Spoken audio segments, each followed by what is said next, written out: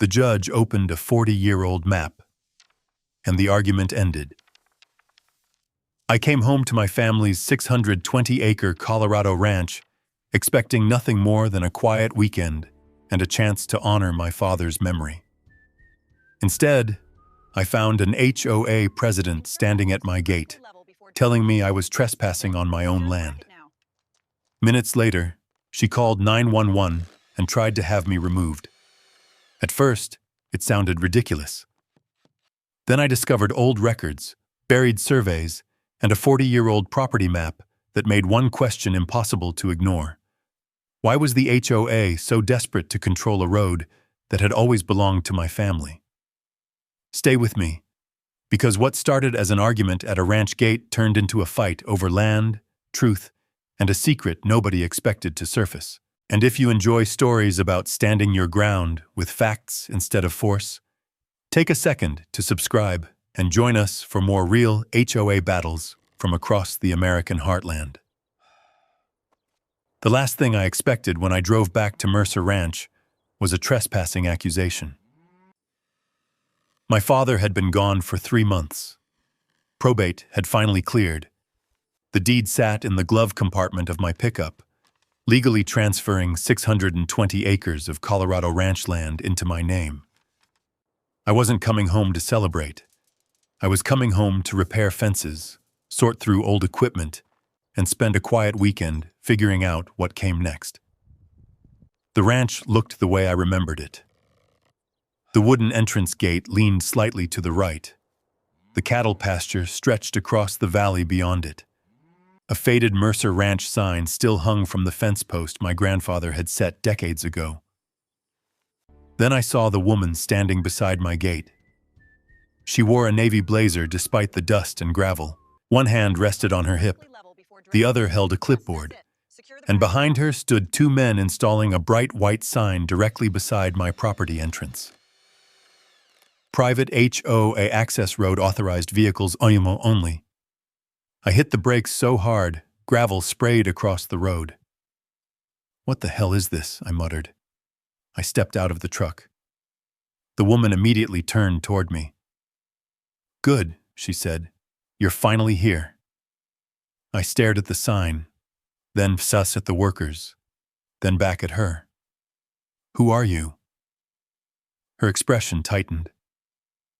"I'm Denise Whitaker, president of the Aspen Ridge Homeowners Association." That meant nothing to me. I looked toward the subdivision sitting beyond the ridge nearly a mile away. "Congratulations," I said. "Now tell me why you're putting signs on my ranch." The workers stopped drilling.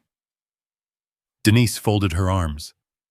"This road falls under HOA authority." I actually laughed. Not because it was funny, because it was ridiculous. "This road has belonged to my family since before your subdivision existed." "That's incorrect." "No," I said. "It's very correct." Denise opened her clipboard. "Our records show this access route falls within an expanded community boundary." I walked past her and placed my hand on the wooden gate. The gate my father repaired every spring. The gate my grandfather built. The gate sitting on Mercer land for longer than Denise Whitaker had probably been alive. "You see this gate?" I asked. "Yes. My family built it." "That doesn't change the legal reality." I turned slowly toward her. "The legal reality is you're standing on my property." For the first time, her smile disappeared.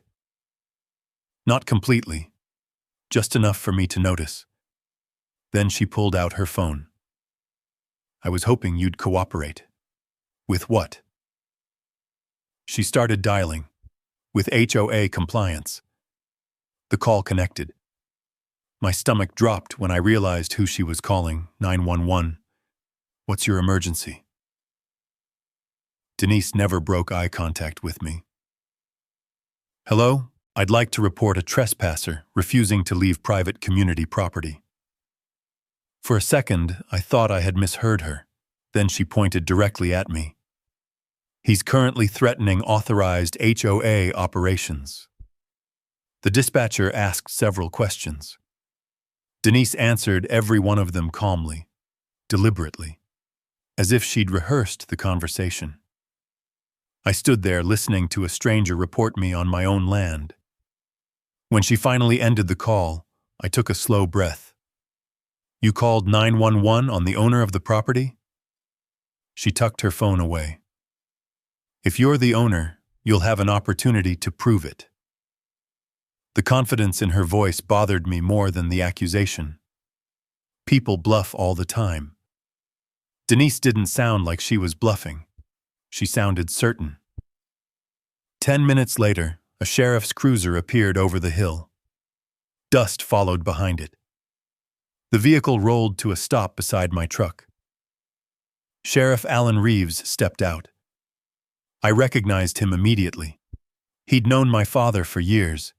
His eyes moved from me to Denise, to the brand new HOA sign. Then he sighed, the kind of sigh a man makes when he already knows he's walking into trouble. "Morning, Caleb." "Sheriff." Denise stepped forward immediately. "Officer, this individual is interfering with HOA property." Sheriff Reeves looked at her, then at me, then back at the ranch gate. A long silence followed. Finally, he asked a simple question, Caleb. His voice had changed. Serious. Careful. Why is the HOA claiming ownership of the Mercer Ranch Road? That was the same question racing through my own mind. Because this road had belonged to my family for generations. And yet Denise Whitaker stood there acting like she owned every inch of it. The frightening part wasn't the accusation. It was how confident she seemed making it. And something told me this fight wasn't really about a road. It was about something much bigger. Something that had started long before I came home. Sheriff Alan Reeves looked from the new HOA sign to the Mercer Ranch gate and rubbed the bridge of, his nose. "All right," he said, "let's hear this from the beginning." Denise Whitaker stepped forward before I could answer. "Our association legally expanded its boundaries 3 years ago. This road now serves as a community access route for Aspen Ridge residents." I stared at her. That's a lie. Denise immediately opened her clipboard. Not a folder, not a single document. A full binder. Color-coded tabs, printed maps, boundary diagrams, official-looking forms. She handed one to the sheriff. "Everything is documented." Sheriff Reeves scanned the page. I watched his expression carefully. He wasn't convinced, but he wasn't dismissing it either. That bothered me. "This road has belonged to my family for generations," I said. Denise smiled. "According to county development records, the HOA maintains access rights." "Maintains?" I asked. "You paved it?" "No." "You built it?" "No." "You paid for it?" "No." "Then what exactly do you maintain?" Her smile tightened. "The community uses it." I laughed. People driving across land doesn't magically make it theirs. The workers installing the sign suddenly looked very interested in their boots. Sheriff Reeves handed the paperwork back. "This isn't a criminal matter." Denise's face fell slightly. "So you'll remove him?" "No." The answer came fast. Firm. Final. Relief washed through me. Then Reeves looked at me. "But I can't remove them either." My relief disappeared. "You're kidding." "No." He pointed toward the documents. "Right now, they're claiming a boundary dispute. There is no dispute. Then prove it." The words landed harder than I expected. Because despite my confidence, I wasn't carrying decades of property records in my truck. I had a deed. They had a binder. And appearances mattered. Denise knew that. That's why she looked so pleased. Sheriff Reeves stepped back toward his cruiser. "Caleb, gather your documentation." Then he looked directly at Denise. "And until ownership is clarified, nobody blocks access and nobody starts removing structures."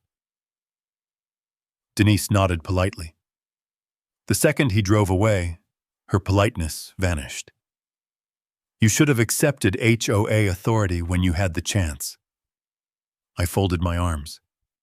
"You keep saying authority because we have it." "No," I said. "You have paperwork. Those aren't the same thing." For the first time, real anger flashed across her face. Then she turned and walked back toward her SUV. Before getting inside, she pointed toward my equipment shed. The old metal building had sat there for nearly 30 years. That structure violates community appearance standards. I couldn't believe what I was hearing. My equipment shed? And those fences. They hold cattle. They're visually inconsistent. I stared at her. The woman was trying to apply HOA rules to a working ranch. She climbed into her SUV. As she pulled away, dust followed behind her tires, but not before she shouted one final sentence through the open window. "You'll be hearing from us." The threat lingered long after she disappeared. I spent the rest of the afternoon walking the property, not because I was worried, because I was confused. The Mercer Ranch Road wasn't hidden. County crews had used it. Utility companies had used it.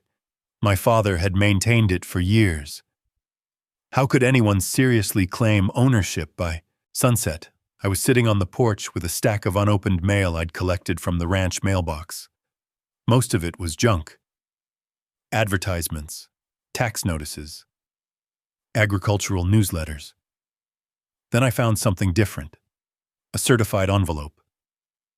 Aspen Ridge Homeowners Association. I opened it. Inside were 6 violation notices: unauthorized livestock, non-compliant fencing, improper storage building, agricultural activity visible from community property. I read the last one twice, then laughed. Not because it was funny, because somebody had spent real time writing it. The ranch had existed decades before Aspen Ridge, yet somehow I was violating their standards. The sound of an engine interrupted my thoughts. An old pickup rolled into the driveway. I recognized the driver immediately. Earl Dawson. 70 if he was a day. Lived in a small house near the subdivision entrance. Known my father for years. He climbed out slowly. "You got a minute, Caleb?" "Always." Earl sat heavily on the porch swing. For several seconds he simply looked, toward the ridge where Aspen Ridge sat. Then he lowered his voice. "That woman is dangerous." I leaned forward. "What do you mean?" Earl checked the driveway before answering. "Denise has been selling something she doesn't own. That got my attention." "What are you talking about?" He nodded toward the ranch road. "When people buy homes up there, she tells them they're getting exclusive ranch access." I stared at him. "What?" "Nature trails, riding access, scenic routes, community privileges." My stomach tightened. "Through my property?" Earl nodded. "For years." The evening suddenly felt colder. Not because of the air, because the pieces were starting to move. This wasn't about HOA rules. It wasn't about a sign. It wasn't even about the road itself. Somebody was making money from Mercer Ranch. And if that was true, then the paperwork Denise carried wasn't designed to prove ownership. It was designed to protect a lie. Earl stood. Before leaving, he stopped beside the porch steps. "You should check your father's records." "Why?" A strange look crossed his face. "Because your dad wasn't surprised by any of this." I froze. "What do you mean?" Earl hesitated, then shook his head. "Just check the records." He climbed back into his truck and drove away. I watched his taillights disappear into the darkness. Then I looked toward the ranch house. Toward the office my father had kept locked most of my life. Toward decades of documents I'd never bothered to read. If Denise's claim was fake, somebody had created it. And suddenly I had a feeling my father already knew exactly who. I unlocked the ranch house office just after sunrise. The room hadn't changed much since Dad passed. The same steel filing cabinets lined one wall. The same wooden desk sat beneath the window. Stacks of folders filled shelves that smelled faintly of leather, dust, and machine oil. My father wasn't the kind of man who threw paperwork away. For years, I'd teased him about it. Now I was grateful. I started with the most recent files. Tax records, property assessments, utility agreements, nothing unusual. Then I found a drawer labeled Development. That got my attention. Inside were dozens of folders dating back nearly 30 years. Most involved proposed projects around the valley. Vacation cabins, trail systems, private fishing developments. Nearly everyone had a handwritten note from my father. Denied. No access. Mercer property. The same phrases appeared over and over. I sat down and started reading. By noon, a pattern emerged. Developers had been trying to expand into this area for decades. Every few years, someone proposed a new project. Every few years, the plans seemed to brush against Mercer Ranch boundaries. And every time my father pushed back. Legally, quietly, successfully. I opened another folder. This one was thicker. Inside sat correspondence between my father and a development company from 15 years earlier. Several pages immediately caught my eye. One sentence had been underlined twice in red ink. Community access rights remain subject to Mercer Ranch ownership. I read it again. Then again. Community access. The same phrase Denise kept using. A knot formed in my stomach. This wasn't new. She hadn't invented the idea herself. She was repeating language that had existed for years, which meant somebody had been working toward this for a long time. The realization sent me searching through the rest of the cabinet. More letters, more surveys, more rejected proposals. Every document pointed toward the same conclusion. Somebody wanted access through Mercer Ranch. Always had. The phone rang. I almost ignored it. Then I saw the caller ID unknown number. I answered. Caleb Mercer.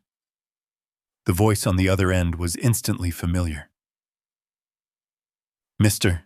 Mercer, this is Denise Whitaker." I leaned back slowly. "What do you want?"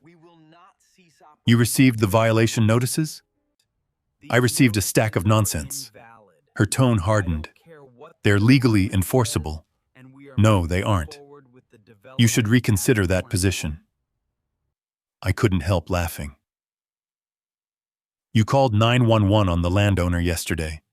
You interfered with HOA operations. You put signs on my property." Silence. Then Wonshi shifted tactics. "Caleb, we don't have to do this the hard way." That sentence made me pause, because it sounded less like a threat and more like a warning. What exactly is the easy way? Compliance. I looked at the folders covering my desk. The old letters. The rejected development plans, the references to community access. The woman wasn't asking me to comply. She was asking me not to investigate. The difference mattered. "I'll pass," I said. Then I hung up. The phone immediately rang again. This time it was Earl Dawson. "Found anything?" "Maybe." "You need to check the old barn." I frowned. "The equipment barn?" "Your father kept important things there." "Dad kept important things everywhere." Earl chuckled. "Not like this." Before I could ask another question, he continued.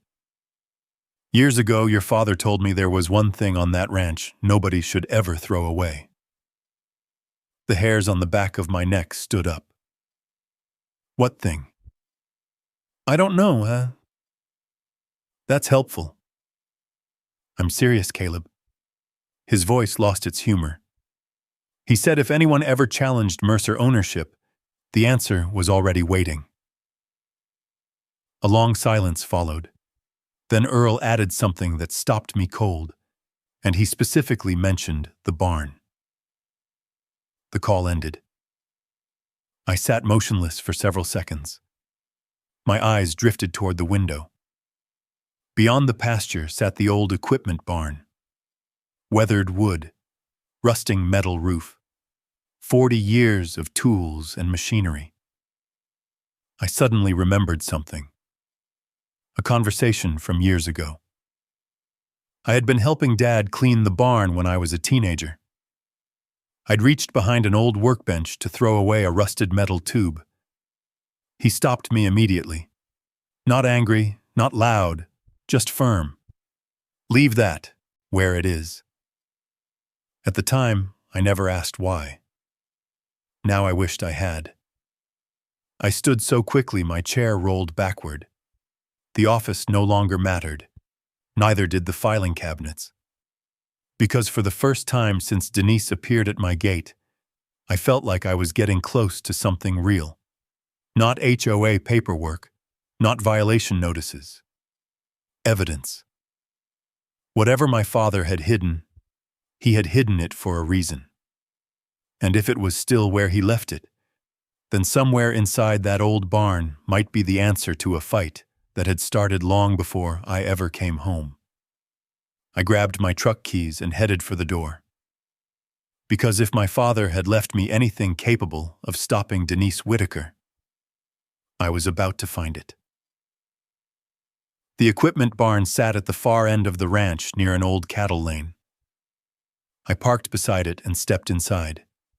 The building was exactly as I remembered. Tractors, tool racks, spare fencing. Decades of repairs stacked into organized piles only my father could understand. I walked directly toward the back, wall toward the workbench, the same workbench where I'd once reached for a rusted metal tube and been told to leave it alone. At first, I didn't see anything. Then I crouched down.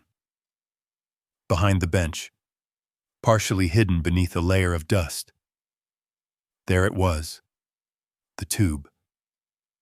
My pulse immediately picked up. I pulled it free. The metal felt surprisingly solid despite its age. A faded strip of tape wrapped around one end. 3 words were written in my father's handwriting. Mercer Property File. I stared at it for several seconds, then twisted the cap off.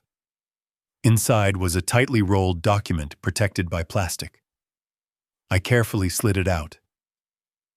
The moment it unfolded across the workbench, everything changed. This wasn't a sketch. It wasn't a photocopy. It was an official county survey. Certified, stamped, signed, dated 1984.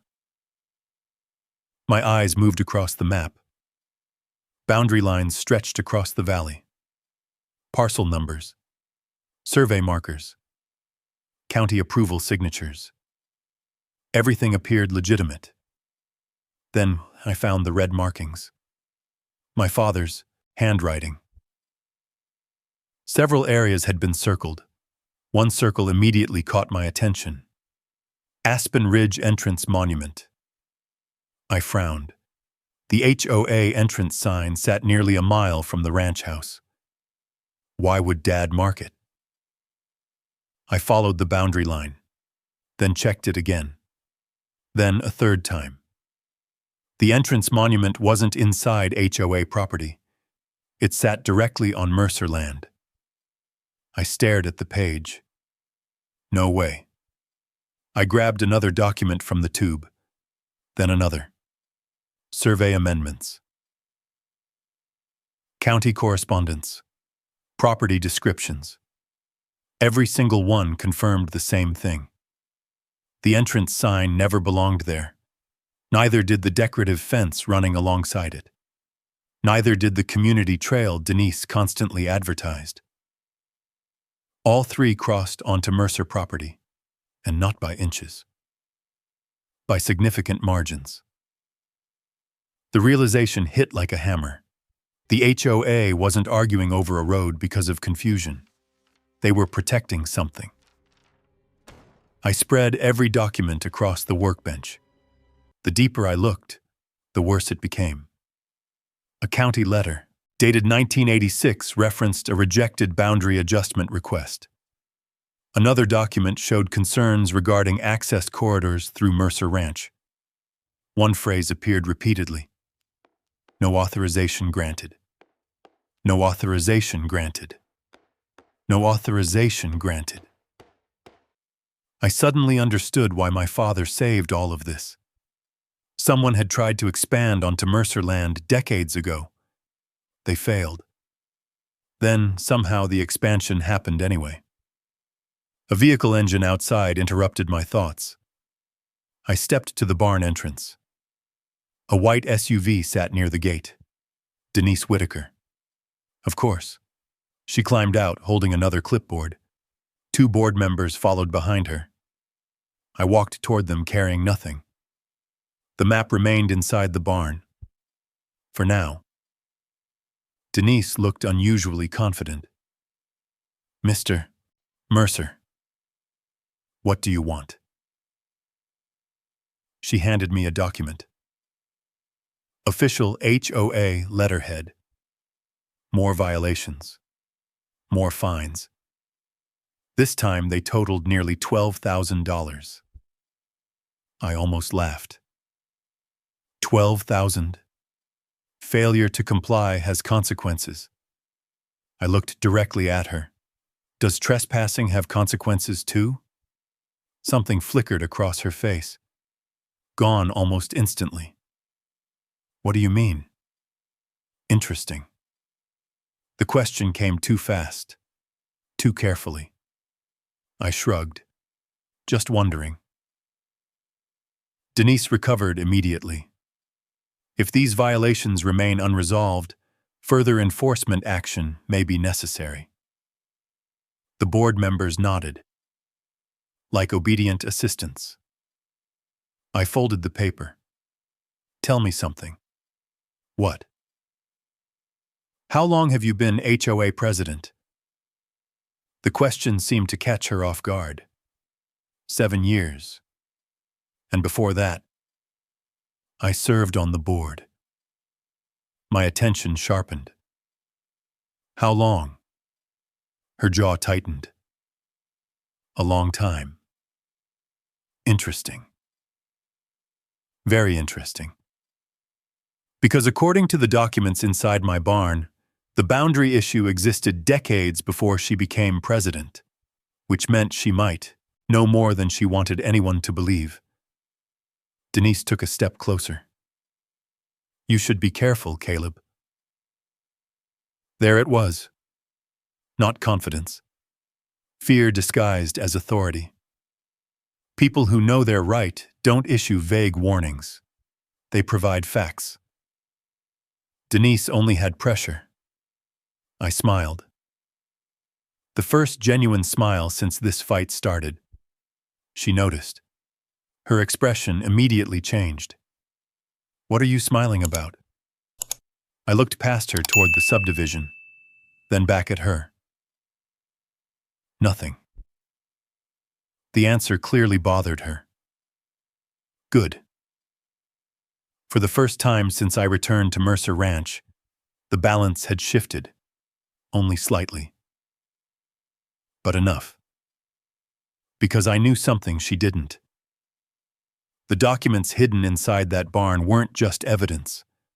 They were proof. Proof that parts of Aspen Ridge already sat on Mercer property. And if the entrance sign, trail, and fence were wrong, what else was wrong? As Denise climbed back into her SUV, I watched her leave. Then I returned to the workbench, spread the survey flat, and focused on one area I hadn't fully examined yet. The road. The same road Denise claimed belonged to the HOA, the same road that started at my gate and disappeared toward Aspen Ridge.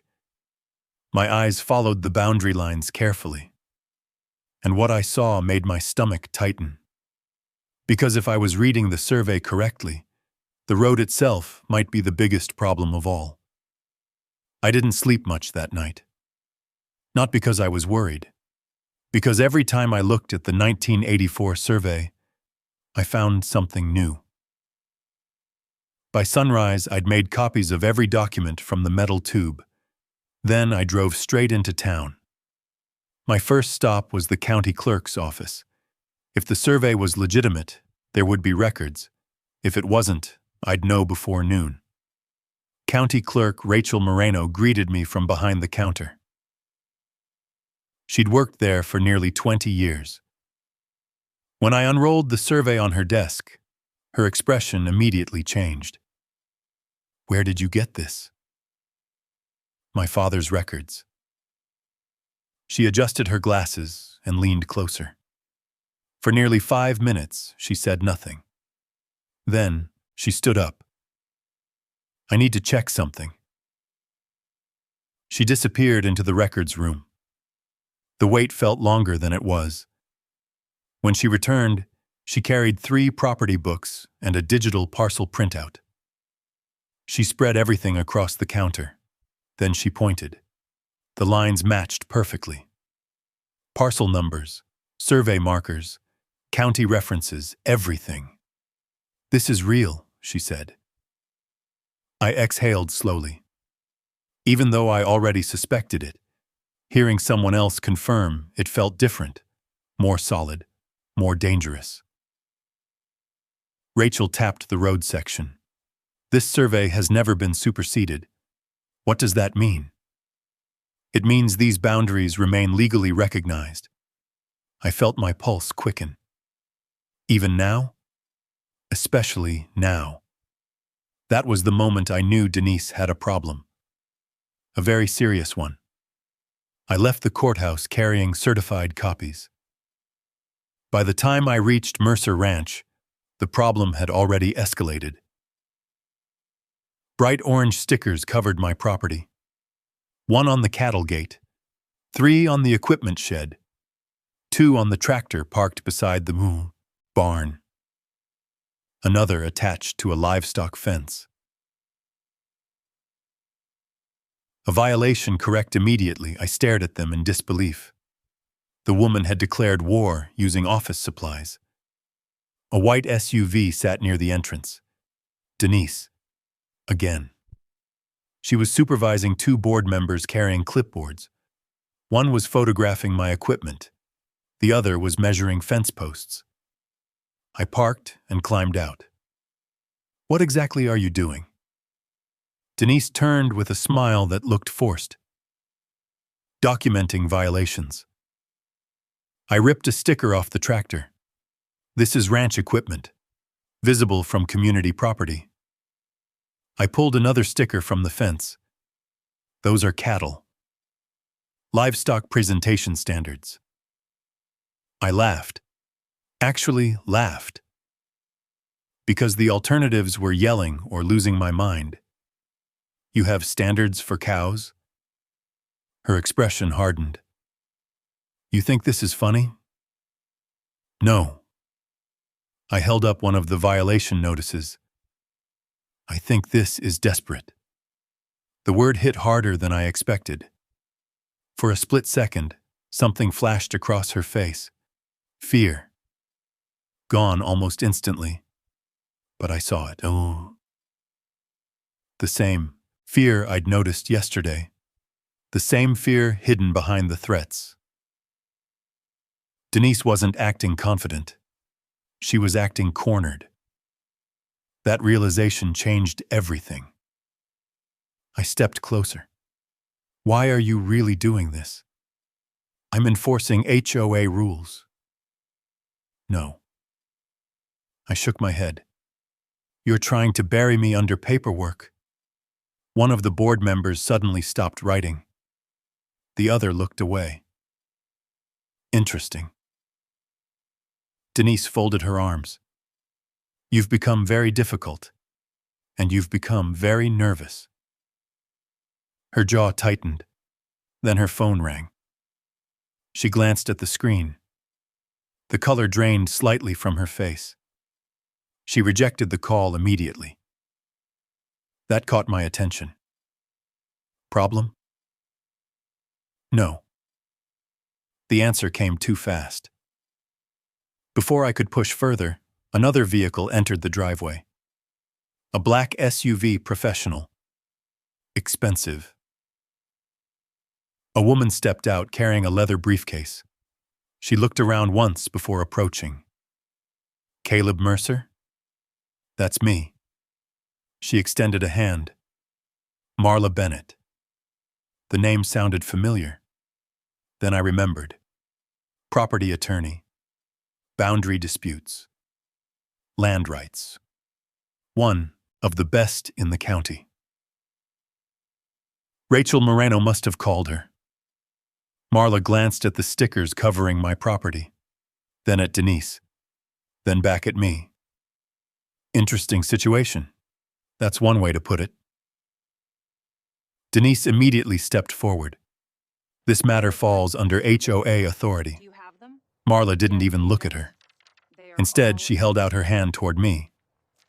The survey? I gave her a certified copy. She studied it quietly. 30 seconds, then 60. Her expression never changed, which somehow made me more nervous.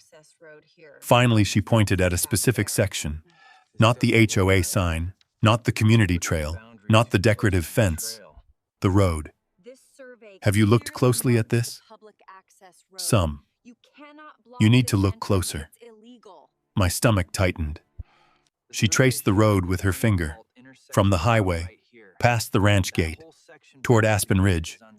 Then she looked directly at me. Because if this survey is accurate, she stopped, glanced briefly toward Denise, then back to me. The boundary issue isn't the biggest problem here. For the first time all day, Denise looked genuinely alarmed. And whatever Marla had just noticed, it was important enough that she didn't want to discuss it in front of the HOA president. Marla folded the survey and looked directly at me.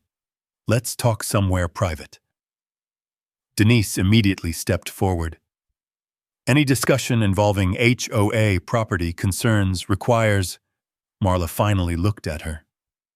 The silence that followed was brutal. Requires what? Denise opened her mouth, then closed it.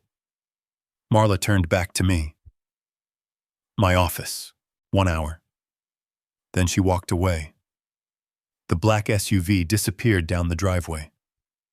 Denise watched it leave. She looked unsettled. Good.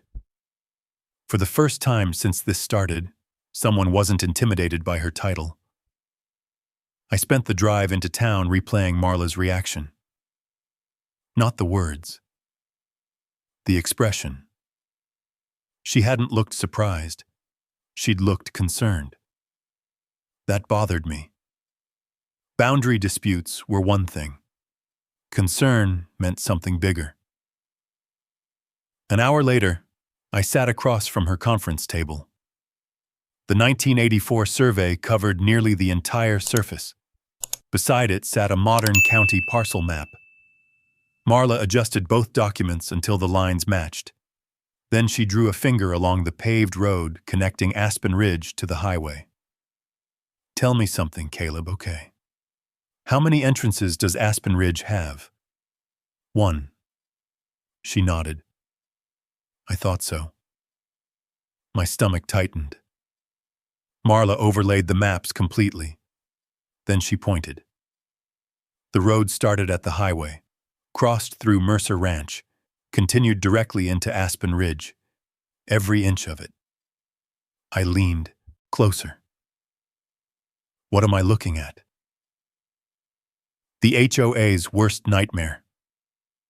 My pulse immediately accelerated. Marla continued tracing the road. This entire access route sits inside the Mercer property boundary. I stared at the survey, then at the parcel map, then back again. The answer remained the same, no matter how many times I checked.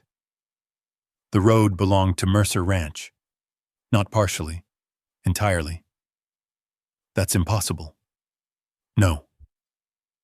Marla shook her head. It's documented. She opened another county record, then another, then another. Each one referenced parcels, boundaries, rights of way, easements. One thing was missing from every file: a road easement. I looked up. What does that mean? Marla folded her hands. It means Aspen Ridge should have obtained legal access rights before construction. And they didn't? No. She spun a document toward me. A county access application. Rejected. Another. Never completed. Another. Withdrawn. The pattern became obvious. Someone tried repeatedly. Someone failed repeatedly. Yet the subdivision got built anyway.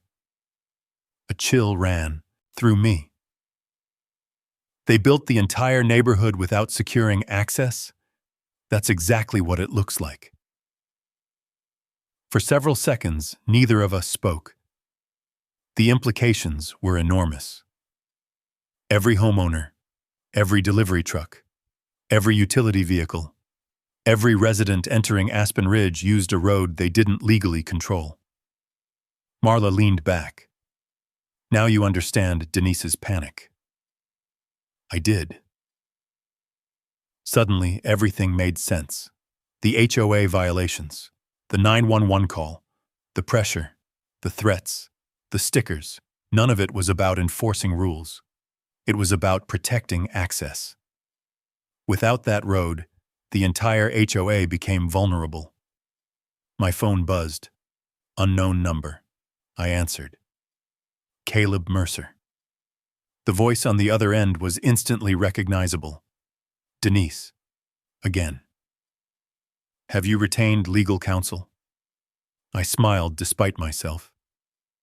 Interesting question. Very interesting. Why? A brief pause. Then she answered carefully. We'd like to resolve this cooperatively. That almost made me laugh. 3 days ago, she called 911. Now she wanted cooperation. The shift was impossible to miss. I thought you had authority. Another pause. Longer this time. Caleb, unnecessary conflict benefits nobody. There it was. Fear. Real fear. I glanced toward Marla. She was already smiling. Denise continued. If you're willing to meet, we may be able to discuss certain accommodations. Accommodations. A fancy word for concessions. Another sign she knew trouble was coming. I'll think about it. Then I ended the call. Marla looked amused. She sounds nervous. She does. Marla gathered the documents. Then her expression became serious again. There's more. My stomach sank. What now? She pointed toward the road. Right now, nobody knows about this. The homeowners don't. The county probably doesn't realize the full scope. She paused. But once this becomes public, everything changes. I already knew she was right. Because this wasn't just a property dispute anymore. This was the foundation beneath an entire community. And foundations matter, especially when they're built on assumptions instead of legal rights. As I stood to leave, Marla handed me a folder. Inside were copies of every easement search she'd performed, every missing filing, every rejected application. Evidence. Real evidence. The kind that survives courtrooms, the kind that destroys stories. I looked at the stack, then back at her. What happens next? Marla's answer came instantly. Next, she closed the survey. Next, Denise Whitaker learns her entire community depends on a road she doesn't own. And something told me that conversation wasn't going to go well. I was right. The HOA didn't wait. They struck first. At 6:15 the next morning, the sound of heavy equipment pulled me out of bed. I stepped onto the porch and immediately saw flashing amber lights near the equipment barn. A tow truck, 2 utility vehicles, 3 men wearing reflective vests. For a second I thought they were county workers. Then I saw the logo on the door. Aspen Ridge, HOA Compliance Division. I couldn't believe it. I crossed the yard fast. What are you doing? One of the workers pointed toward my tractor. The same tractor my father had owned for nearly 20 years. Order for removal. By who? The man held up paperwork. Denise Whitaker's signature sat at the bottom. I laughed once. Short. Sharp. You're trying to tow my tractor? Non-compliant equipment. The absurdity would have been funny if it wasn't happening on my property. Before anyone could touch the machine, another SUV pulled into the yard. Denise climbed out. Sunglasses. Clipboard. The same expression she'd worn since day one. Except now I could see the cracks. You were warned, Caleb. No. I pointed toward the tractor. You were warned. Her jaw tightened. We're enforcing HOA standards. I stepped closer. This ranch is not inside your HOA. It is according to our records. The phrase again. Our records. Never county records. Never legal records. Always theirs. Because their records were the only thing supporting their story. I pulled out my phone. Good. Denise frowned. Good what? I'm recording this. The workers immediately became uncomfortable. One stepped backward. Another lowered his clipboard. Interesting. People acting legally usually aren't afraid of documentation. Denise noticed the hesitation. Proceed, she ordered. Nobody moved. The silence lasted almost 10 seconds. Then a voice interrupted from behind us. I wouldn't do that. Everyone turned. Marla Bennett. She stepped from her vehicle carrying a thick legal folder. The workers visibly relaxed. Denise did not. Marla handed her a document. What is this? A formal notice. Denise scanned the first page. The color drained from her face. I recognized the heading immediately. Property dispute notice. Preservation of evidence demand. Marla's voice remained calm. Any removal of property from Mercer Ranch after receipt of this notice may expose your association to additional liability. The workers backed away from the tractor. Fast. One climbed directly into the tow truck. Another returned to his vehicle. Within 30 seconds, the operation was collapsing. Denise looked furious. "You're overreacting." "No," Marla replied. "You." That one landed. Hard. Denise folded the document, then reached into her vehicle. She removed a sealed envelope. "Perhaps Mr. Mercer would prefer a different solution." The tone immediately changed. That caught my attention. The envelope wasn't addressed by the HOA. It came from a private development company. Marla noticed it too. "What's that?" Denise hesitated. For the first time since I'd met her, she seemed unsure. Then another vehicle entered the driveway. A black luxury SUV. The driver stepped out. Expensive suit, expensive watch. The kind of man who looked like he measured land in profit margins. He extended a hand. "Caleb Mercer." I didn't take it. He smiled anyway. "My name is Victor Hale." I recognized the name immediately. Regional developer, multiple residential projects, money, influence, connections. What I didn't understand was why he was standing in my yard. Victor held out the envelope. "We'd like to make an offer." Marla's eyes narrowed. "What kind of offer?" "A settlement." I opened the envelope. Inside was a purchase proposal. The number nearly made me blink. Several $1,000,000. Far above market value. Far above anything Mercer Ranch should have been worth on paper.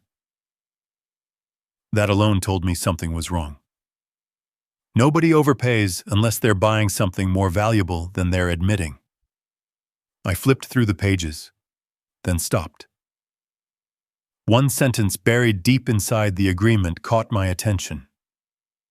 Purchaser assumes all historical access agreements and development obligations. I read it again, then a third time. My stomach tightened. There were no historical access agreements, at least none I'd found, which meant someone wanted me to acknowledge something that legally shouldn't exist. Marla reached for the contract. Her expression darkened immediately. "Interesting." Victor maintained his smile. "We believe this benefits everyone." "No," Marla said. "It benefits whoever wrote this clause." The smile slipped slightly. There it was, a glimpse behind the mask. I looked directly at him. "How long have you known about the road issue?" Silence. Then another smile. Smaller this time. More cautious. "I don't know what you mean, sure you do." Victor didn't answer. Because he couldn't. Not honestly. The contract already had.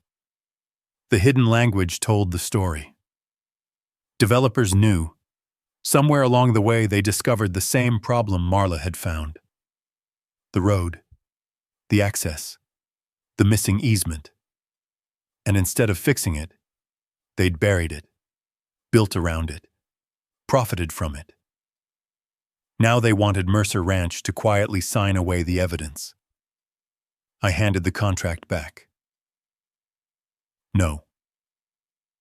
Victor's smile disappeared completely. "You should think carefully." I already did. The silence that followed felt heavier than any argument. Finally, Victor took the envelope. Marla tucked the notice folder under her arm. Denise stood motionless beside her SUV. And for the first time since this fight began, I realized something important. This wasn't just an HOA problem anymore. Developers were involved. Money was involved. Which meant one thing. The ownership issue wasn't a mistake. Some very powerful people had known about it all along. And now they were getting nervous. The first crack appeared 2 days later. Marla moved fast, faster than Denise expected.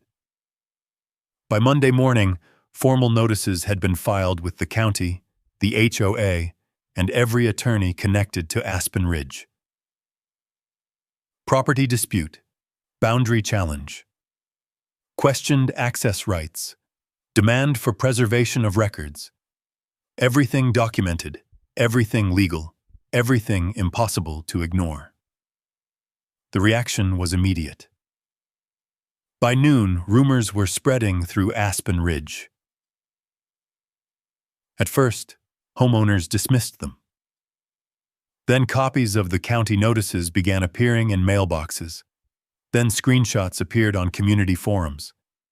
Then questions started.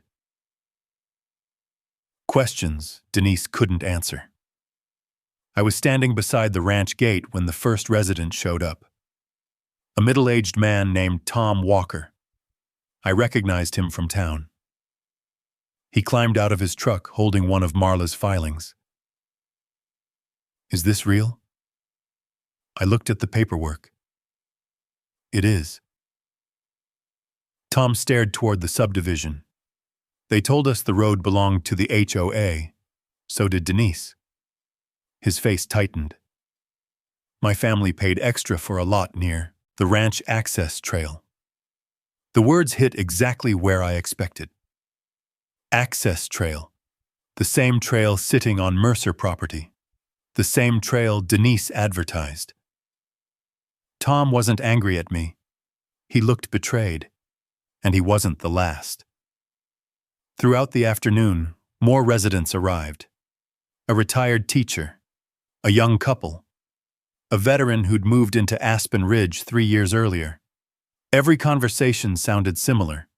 They'd been promised access. Views.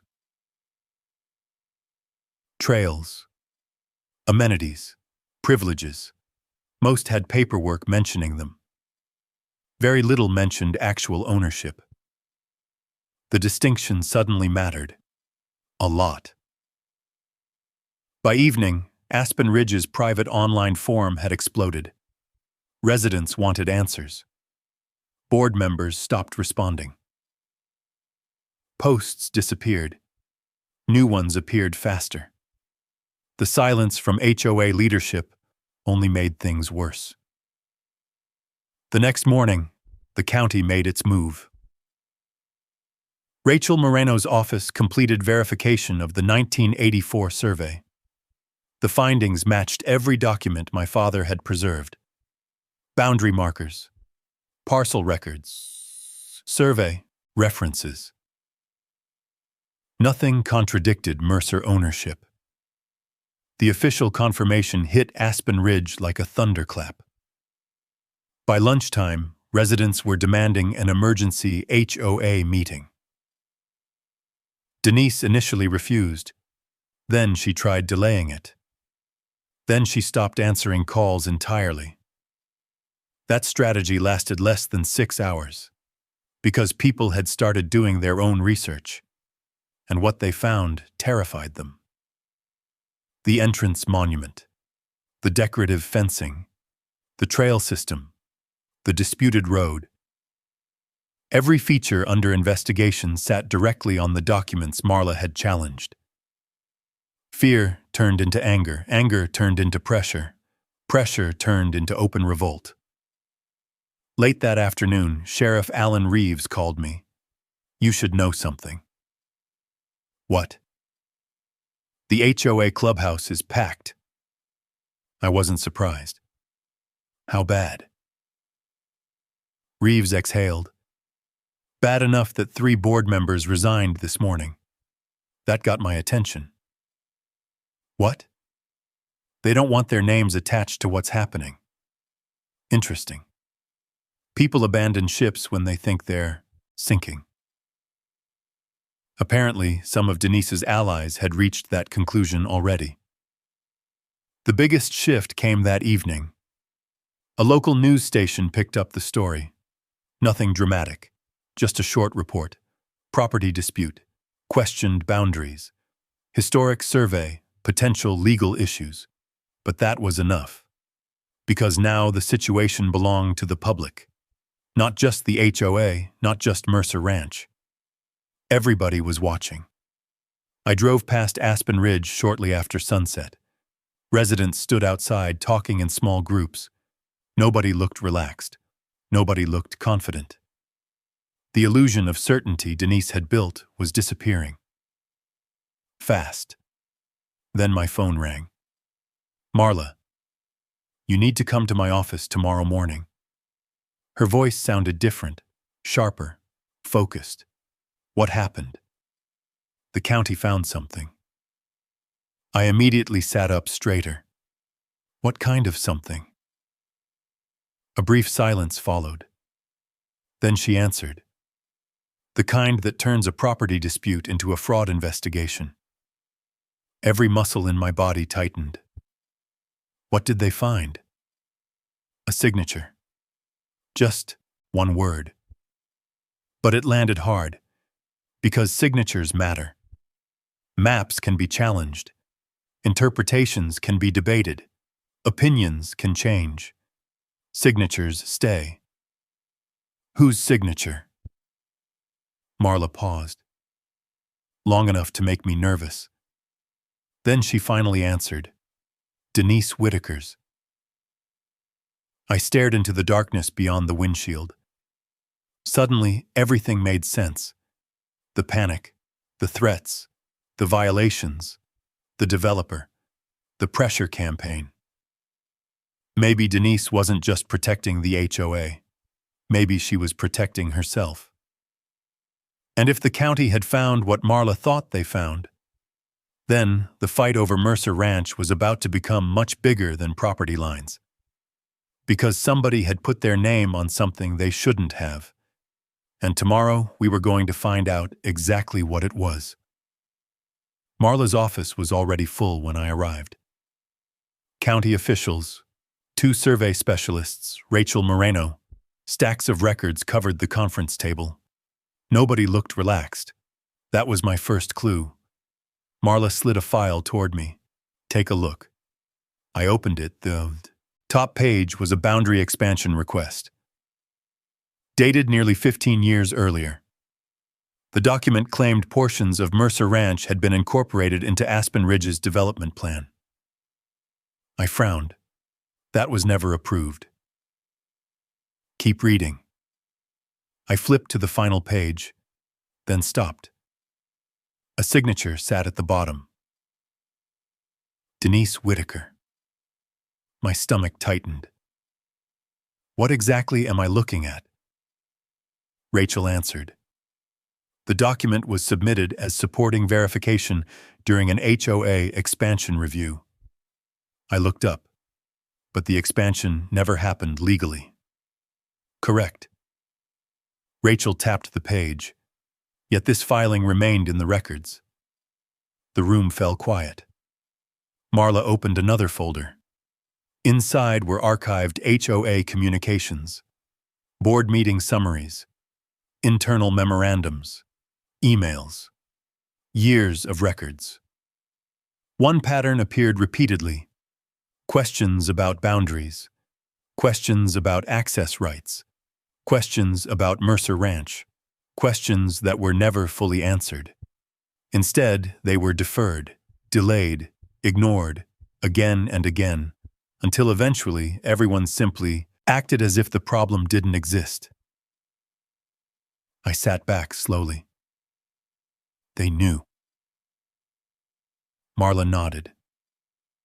That's our conclusion. Not a mistake. Not confusion. Not bad paperwork. Knowledge. Years of it.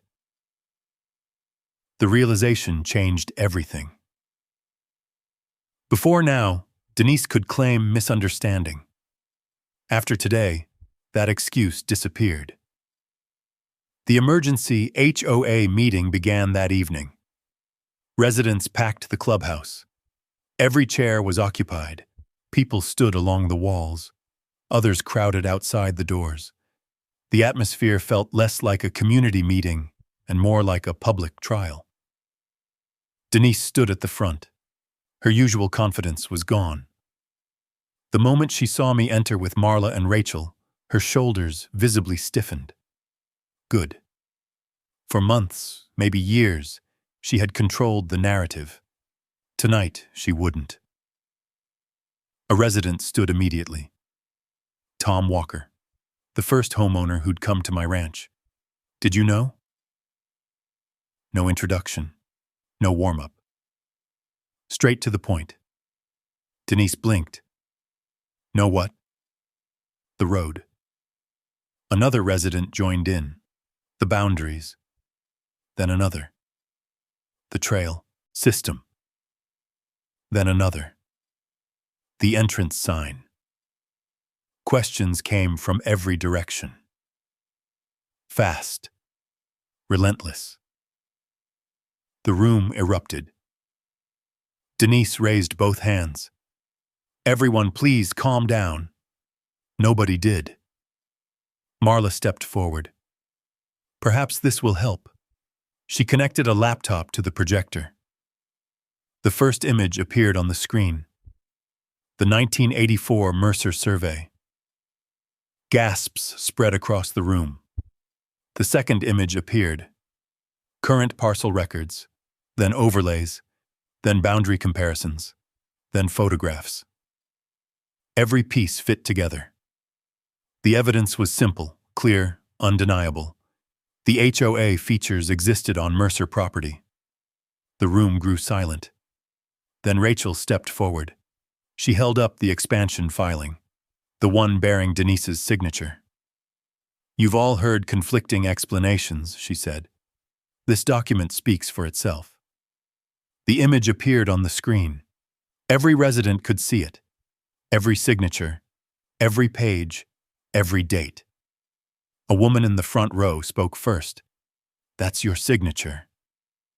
Denise immediately shook her head. You don't understand. A second resident stood. Then explain it.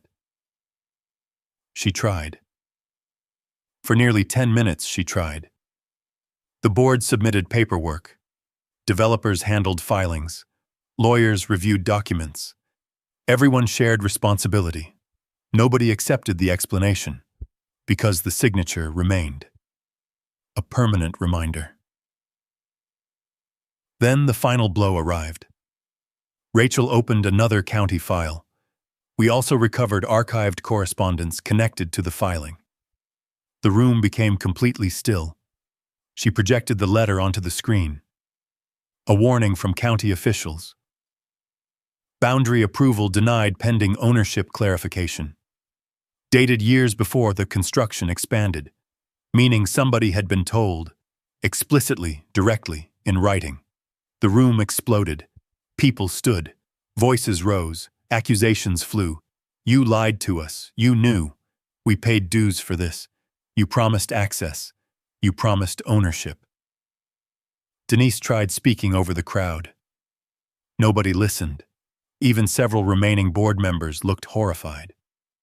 One quietly stood and walked out. Then another. Then another. Abandoning the meeting entirely. The collapse happened in real time. Not because of emotion, because of evidence. The most powerful kind of evidence. The kind with signatures. The kind with dates. The kind that survives arguments. After nearly an hour, the meeting finally ended. Residents left angry, confused, demanding answers, demanding accountability, demanding consequences. As people filed out, Denise remained standing alone near the projector screen. The room that once gave her authority had become a courtroom without a judge. For the first time since this started, she looked defeated.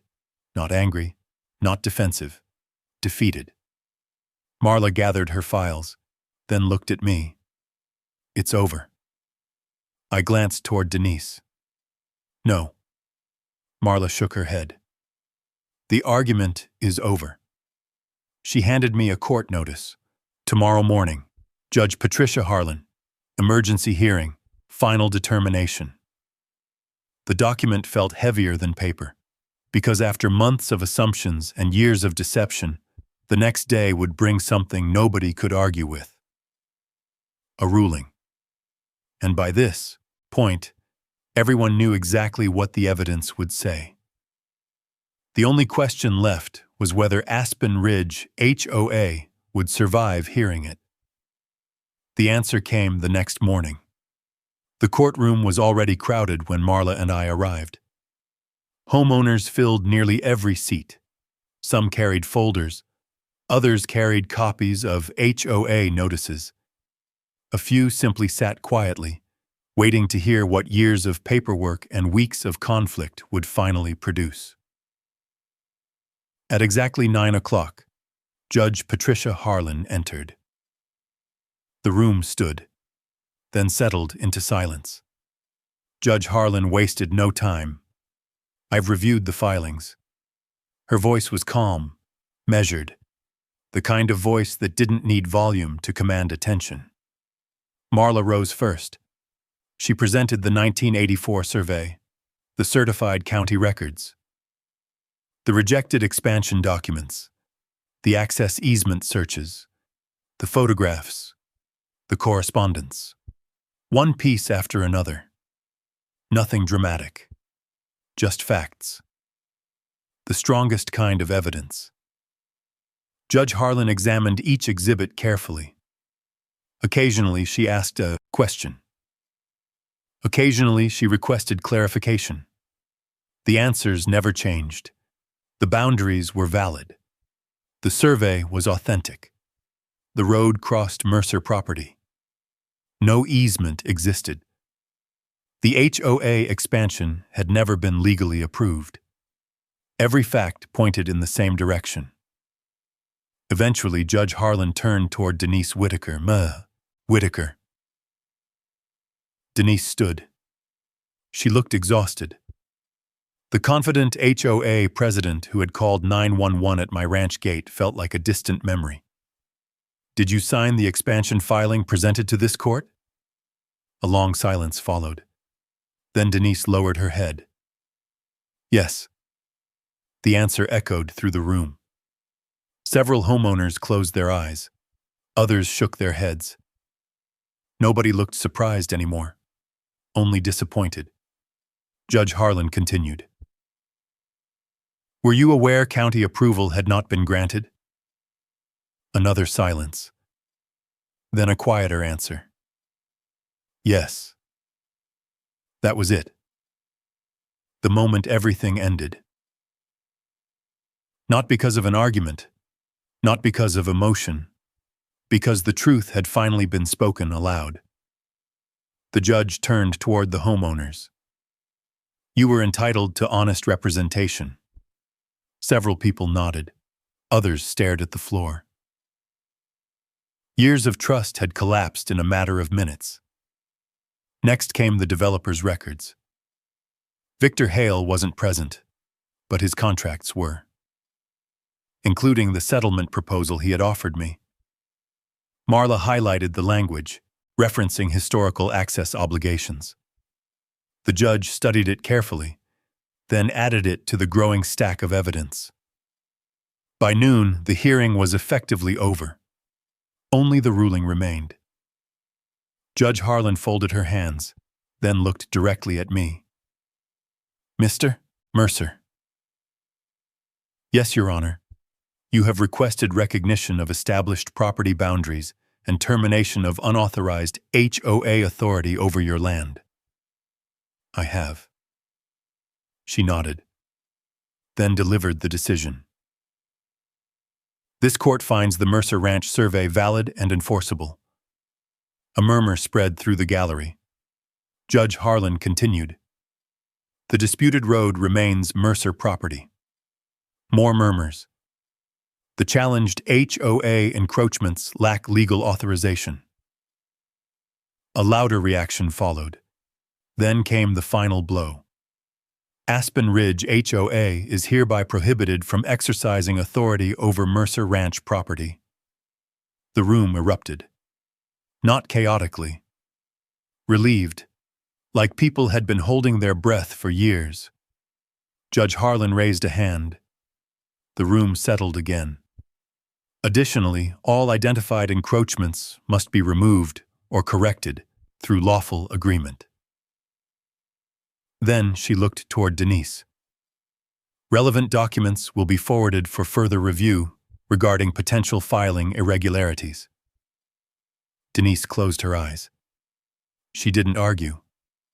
Didn't protest. Didn't object, because there was nothing left to say. The evidence had already spoken. Outside the courthouse, homeowners gathered around Marla and me. The questions came immediately. What happens now? Are we losing our homes? Is the road closing? The fear in their voices wasn't hard to understand. Most of them hadn't created the problem. They had inherited it. Just like I had inherited Mercer Ranch. I raised my hands. No one is losing their home. The crowd quieted. The problem was never the residents. Several people visibly relaxed. The problem was dishonesty. That landed. Because everyone understood it. I continued. If homeowners need legal access agreements, we'll create legal access agreements. No tricks, no hidden clauses, no fake promises, just paperwork done correctly. The way it should have been done from the beginning. For the first time, some people smiled. Not because the situation was fixed, but because a path forward finally existed. That evening, I returned to Mercer Ranch. The ranch road stretched toward the horizon exactly as it always had. No barricades, no HOA signs, no violation stickers. Just a road. A simple piece of land that had somehow become the center of a fight over power, money, and truth. I stopped beside the old wooden gate, the same gate where Denise Whitaker had called 911 and accused me of trespassing. The same gate where this entire battle began. The difference now was simple. Everybody knew the truth. The sheriff knew it, the county knew it, the homeowners knew it, the court knew it, and maybe most importantly, the land knew it. My father had spent years preserving documents most people would have thrown away. Not because he enjoyed paperwork, because he understood something important. Land remembers. Boundaries matter. Truth survives longer than intimidation. As the sun dropped behind the hills, I looked down the ranch road one last time. The road remained open. The community remained standing. Families remained in their homes. Justice had arrived without destroying the innocent people caught in the middle, and that felt like the right ending. Because Denise Whitaker had called 911 to prove I didn't belong on my own property. Instead, she brought everyone's attention to the one thing she never wanted examined. A 40-year-old map. The very document that ended the argument. And in the end, it proved something my father had known all along. The land remembers who it belongs to. And eventually, so does everyone else. If there was lesson I take from this story, it's that keeping good record and standing calmly in the room mattered more than winning arguments. Caleb didn't solve this problem by shouting louder than anyone else. He solved it by taking the time to look through all documents, verify the facts, and let the evidence speak for itself. The 40-year-old mouth didn't react the truth. It simply reserved it until the right moment. There's something reassuring about that. In a world where people can make claims, spread confusion, or try to pressure others into backing down, facts still matters, patience still matters, and something the strongest thing a person can do is stay steady, stay respectful, and keep moving forward one step at a time.